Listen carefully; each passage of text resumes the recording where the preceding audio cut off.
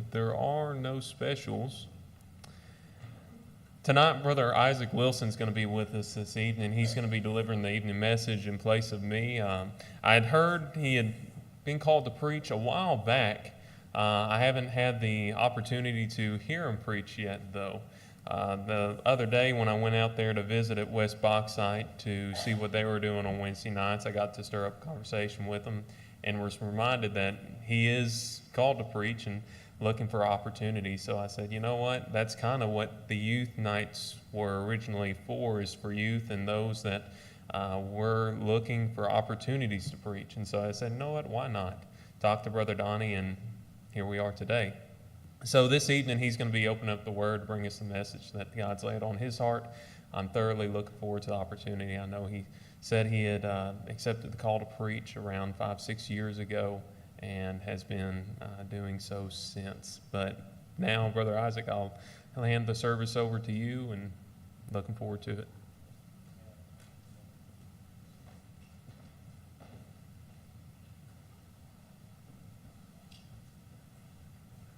Good evening. I'm glad for this opportunity here tonight. Like Brother Austin mentioned, my name is Isaac Wilson. I attend the church over at West Bauxite. If you know the church there, Brother Gary Self's the pastor. I was talking to Brother Donnie Haynes earlier, and I told him I was talking to Brother Gary this morning. I was talking this morning, and Brother Gary told me to tell Donnie Haynes to behave himself. And so, and my dad, he's the youth and associate pastor over there. And unfortunately, he wasn't able to be here tonight. Like I said, he had to give a report for the ABA meeting, and I got the chance to go with them. It was a couple weeks back, about 2 or 3 weeks back. I got the chance to go with them in Illinois, but just think of it as just a very long business meeting, because that's pretty much what it was. But anyway, it was pretty neat. I learned a lot of stuff while I was there, and we also while we were there, we visited some of the Lincoln sites. I got the chance to go inside of Lincoln's actual house that he purchased down there in Illinois, so that was a pretty neat experience. But once again, I'm thankful to be here tonight. And if you have your Bibles, we're going to be looking in the book of Exodus, chapter 18. Like I said, going back, the week after me and my dad were in Illinois, the week after that, my family took a family trip down to Lancaster, Pennsylvania. It's not Lancaster like the Southerns like to pronounce it, it's Lancaster. But while I was there, we got the chance to go to the Sight and Sound Theater down there. It's very similar to the one that's in Branson, if you've been in one in Branson, but they're showing the play Daniel. The story, they went through the whole book and highlights on their points, or like the firing furnace and Daniel in his lion's den. But after watching that play, it got me thinking of this one verse in Daniel chapter 12, verse 3, which says, "Those who are wise will shine like the brightness of the heavens, and those who lead many to righteousness like the stars forever and ever." And after focusing on this verse, I began to think of all the different characters throughout the Scripture, until I finally landed on one in particular, Moses. Moses is regarded as one of the greatest leaders, especially with the New Testament, but you still might be asking yourself, how does this verse apply to Moses? Because we see time and time again, at times he wasn't really a wise leader at all. Most of us know the passage that is found in Numbers, where he gets so frustrated with the needs of the people that it causes him to act out against God by striking the rock 2 times instead of speaking to it like God had commanded. And because of this, God told Moses he would no longer be able to be the one to lead his people into the promised land. Rather, it would be Joshua. However, if you look back and further back in the book of Exodus, we can see that Moses' frustration began soon as he led the Israelites out of Egypt. And tonight we're going to look at some of the advice Moses was given and how it ultimately shaped him, not only to become wise and righteous, but how it was able to transform his people, albeit for a short period of time, into a community of leadership. And so that's what my message is going to be here tonight. It's about building a community of leadership. So if you have Bibles, like I said, we're going to be in Exodus chapter 18, and we're going to read through the whole chapter, so just bear with me. We're going to read all the chapter of 18. So starting in verse 1, it reads, "Jethro, the priest of Midian, Moses' father-in-law, heard of all that God had done for Moses and for Israel, his people, and how the Lord had brought Israel out of Egypt. Now Jethro, Moses' father-in-law, had taken Zipporah, Moses' wife, after he had sent her home, along with her 2 sons. The name of one was Gershom, and the name of the other one was Eliezer. And then the God of my father, my help, and for he said, the God of my father was in help and delivered me from the sword of Pharaoh. And Jethro's Moses' father-in-law came up to his sons and his wife and Moses in the wilderness, where he was camped out in the mountain of God. And when he sent word to Moses, I am your father-in-law Jethro, am coming with you, or with your wife and her 2 sons with her. Moses went out to meet his father-in-law and bowed down and kissed him, and they asked each other of their welfare and went into the tent. Then Moses told his father-in-law all that the Lord had done to Pharaoh and the Egyptians for Israel's sake, all the hardship they had come upon them on the way, and how the Lord had delivered them. And Jethro rejoiced for the good that the Lord had done to Israel, and that he had delivered them out of the hand of the Egyptians. And Jethro said, Blessed be the Lord, who has delivered you out of the hand of the Egyptians and out of the hand of Pharaoh, and has delivered the people from under the hand of the Egyptians. Now I know that the Lord is greater than all gods, because in this affair they dealt arrogantly with people. And Jethro, Moses' father-in-law, brought a burnt offering and sacrifices to God, and Aaron came with all the elders of Israel to eat bread with Moses' father-in-law before God. And the next day Moses sat to judge the people, and the people stood around Moses from morning till evening. When Moses' father-in-law saw that he was doing for the people, he said, What is this that you are doing for the people? Why do you sit alone, and all the people stand around you from morning until evening? And Moses said to his father-in-law, Because the people come to me to inquire of God. When they have a dispute, they come to me, and I decide between one person and another, and I make them know the statutes of God and his laws. Moses' father-in-law said to him, What you are doing is not good. You and the people with you will certainly wear yourselves out, for the thing is too heavy for you. You are not able to do it alone. Now obey my voice. I will give you advice, and God be with you. You shall represent the people before God and bring their cases to God. And you shall warn them about the statutes and the laws, and make them known the way in which they must walk and what they must do. Moreover, look for able men from all the people, men who fear God, who are trustworthy and hate a bribe, and place such men over the people as chiefs of thousands, hundreds, and fifties, and tens. And let them judge the people at all times. Every great matter they shall bring to you, but any small matter they shall decide themselves. So it will be easier for you, and they will bear the burden with you. If you do this, God will direct you. You'll be able to endure all this, and these people will go with to their place in peace. So Moses listened to the voice of his father-in-law and did all he had said. Moses chose able men out of all Israel and made them heads over all people, chiefs and thousands, hundreds, of fifties and tens, and they judged the people at all times. Any hard case they brought to Moses, and any small matter they decided themselves. Then Moses let his father-in-law depart, and he went away to his own country. So after reading this chapter, we can see that Moses is reunited with his father-in-law Jethro, who observes that Moses is overwhelmed by the tasks of judging everyday disputes among the Israelites. And Jethro advises Moses to delegate to this responsibility, suggesting he appoint capable leaders to handle smaller disputes, reserving only the major issues for himself. Moses heeds the advice, and as a result, not only does he find relief from his burdens, but the people also benefit from a more efficient and just system. So as we can see from this passage, there are several important key principles when it comes to building leadership, especially within a community. And the first key principle is having wisdom when seeking counsel. In this passage, we see Moses, despite his divine calling and authority, demonstrated humility by listening to the counsel of his father-in-law Jethro. And verses 17 through 21, Jethro advises Moses to appoint capable leaders to assist in judging the people, saying, You should select from all the people able men, God-fearing, trustworthy, and hating, dishonest gain or bribes. And so this advice highlights the importance of seeking wise counsel and involving others in the decision-making process.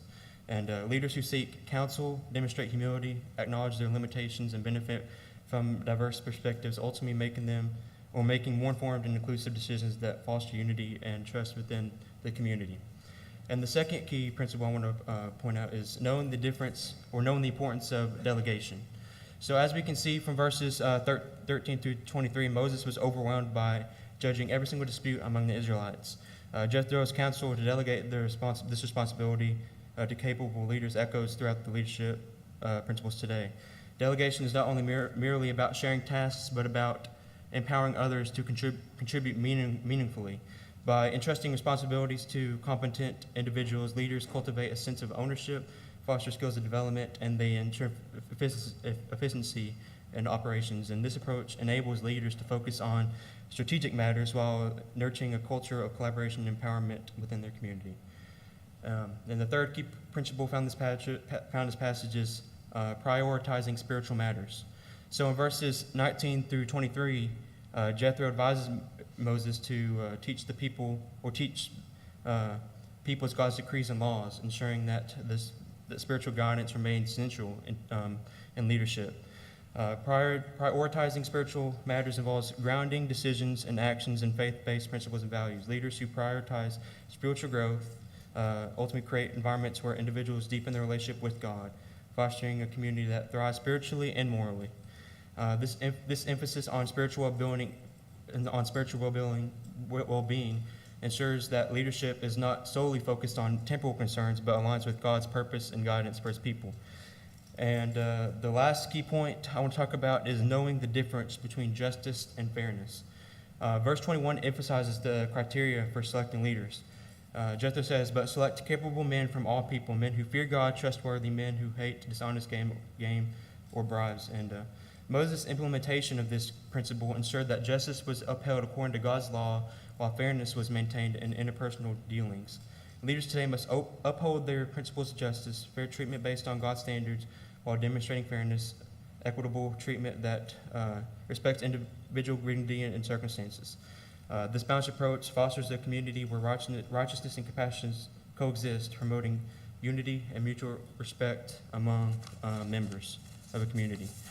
And so, as we can see, Exodus 18 serves as a timeless reminder that our leadership cannot be solitary, but intertwined with support and wisdom of others. By seeking counsel, delegating wisely, and prioritizing spiritual matters and promoting justice, we can emulate Moses' example and create communities where everyone can flourish in their spiritual and faith journey. But however, before I close here tonight, I want to share a couple of statistics that I found, especially relating to the pastoral role within the church. So according to the Pastoral Care Incorporation, as of 2020, 80% of pastors believe pastoral ministry has negatively affected their families. 80% of pastors expect conflict within their church. 75% of pastors report significant stress-related crises at least once in their ministry. 75% of pastors report spending 4 to 5 hours a week in needless meetings. 66% of church members expect the minister and family to live at a higher moral standard than themselves. 54% of pastors find the role of a pastor overwhelming. 53% of pastors are concerned about their future family financial security. 52% of pastors feel overworked and cannot meet their church's unrealistic expectations. And over 50% of pastors state the biggest challenge is to recruit volunteers and encourage their members to change. Now, some of these statistics may come as sort of a surprise to you, but honestly, it really shouldn't. The fact of the matter is that churches today neglect the importance of leadership within the community. Instead, most churches today are like the people of Israel, and they are only focused on their own needs and expect the pastor to resolve disputes between them like Moses did for the people of Israel. However, as we learned from the passage in Exodus, the system is heavily flawed. Although pastors ought to be good, nurturing, and spiritual leaders, they are never going to be perfect, and we shouldn't rely on them to do everything for us. Instead, we as God's people must learn how to delegate these things ourselves. And that way we can go out and do what God has called us to do, which is to be an example and a leader to those around us. But before we close, I want to share one more quick thought, and I debated on whether or not I was talking about this, but I think it's important because it ties back into my message. But I'm sure most of y'all saw the incident from last night on the news, and it was honestly very devastating, and it was very horrific. However, after the incident, I made a statement on Facebook in which I stated, after today, we learned two very important things. One, that Donald Trump is defiant. Two, that Donald Trump will fight for our country no matter the cost.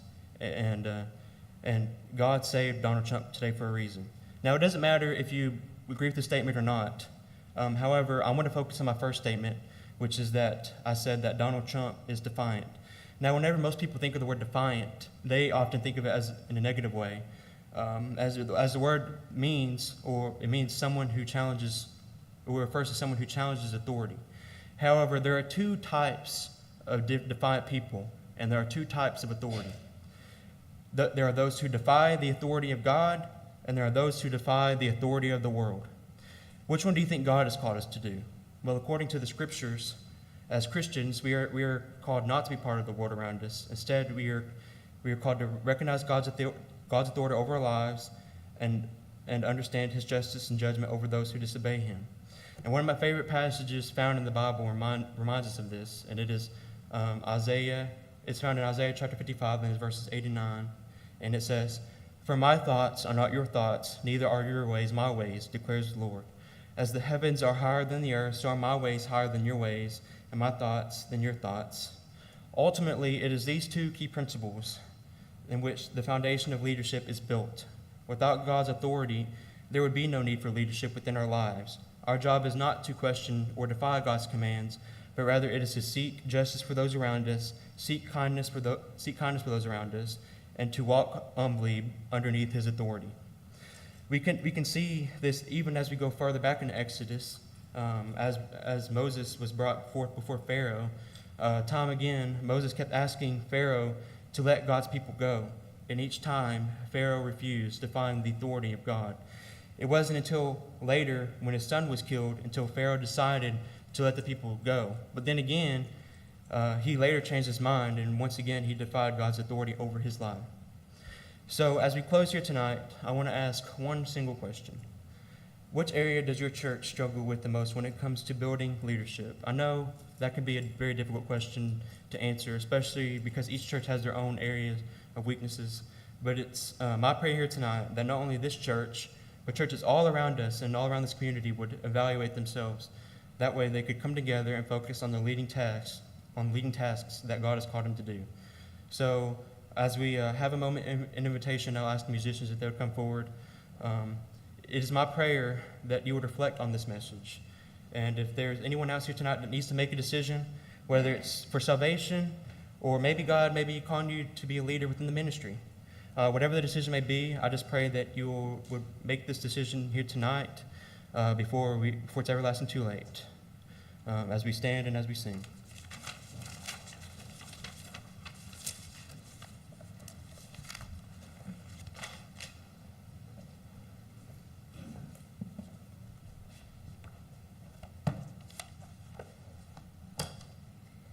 Please turn to page 435, Just As I Am.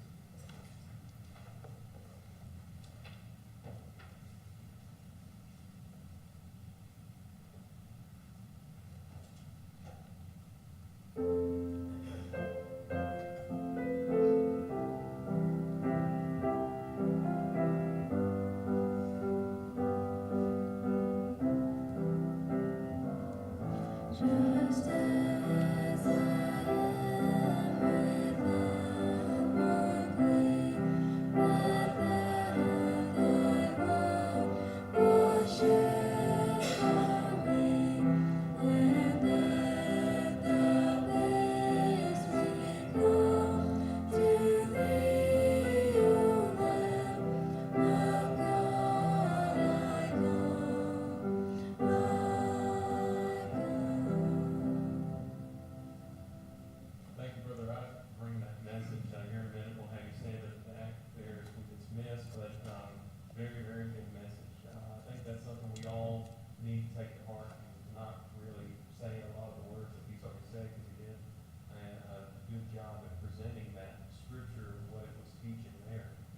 But the church is made up of many different parts.